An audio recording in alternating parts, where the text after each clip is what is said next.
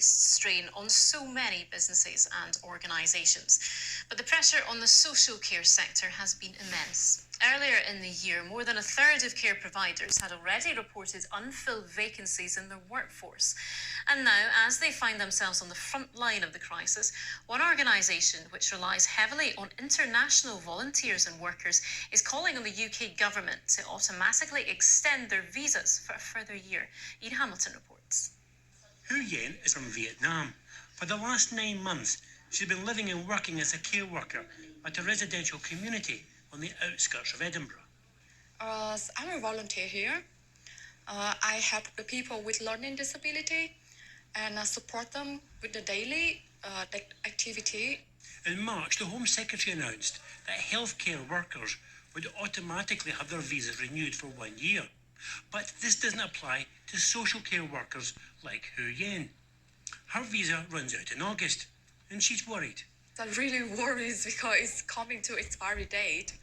And I don't know at that time if we have the new volunteer to come here to replace for hours. Camp Hill, Scotland, the charity that Hu Yen works for, has more than 40 international volunteers whose visas are due to expire by October. It's very difficult for people to come into the UK because of coronavirus and the impact on flights and travel arrangements. So one of the big worries for us is how to enable us to hold on to our international volunteers so they can continue to look after vulnerable people at this difficult time. The UK government told us that they continue to support the social care sector with additional funding and other measures.